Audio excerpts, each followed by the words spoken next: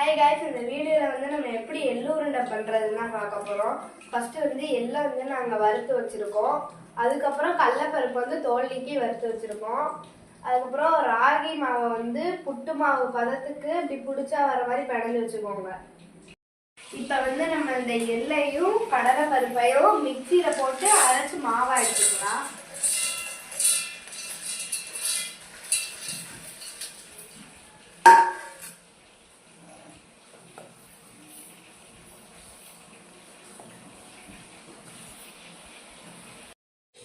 கடலைப்பருப்பையும் எள்ளையும் வந்து இந்த பதத்துக்கு நம்ம அரைச்சி வச்சுக்கணும். எள்ளு உருண்டைக்கு தேவையான வெல்லத்தை நாங்கள் தட்டி எடுத்திருக்கோம்.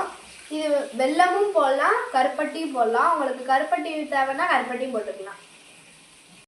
பிணைஞ்சு வச்ச மாவை இப்போ அவிச்சு வச்சிருக்கோம். இந்த மூணுத்தையும் தட்டி சூடோட உருண்டை பிடிக்கிறோம். இது வந்து வெல்லம்.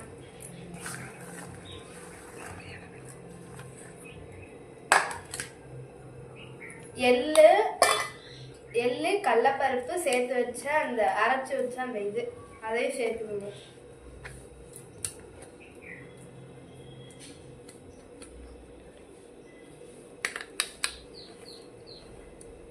இது வந்து முதுவலி குறுக்கு வலிக்கு வந்து நல்லா கேட்கும்.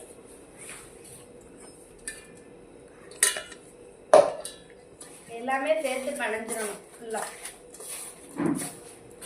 சூடோட உருண்டை பிடிச்சிடணும்.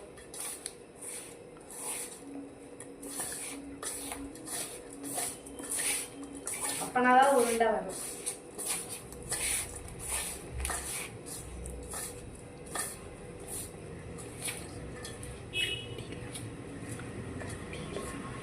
கட்டி இல்லாம பிணைஞ்சிடணும்.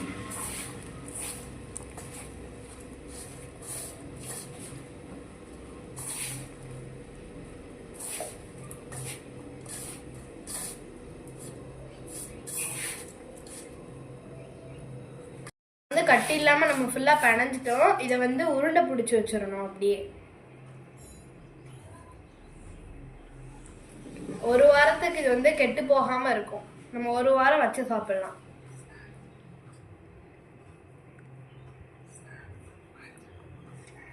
இது ஸ்நாக்ஸ் மாதிரி இருக்கும், வாங்கி சாப்பிடலாம்.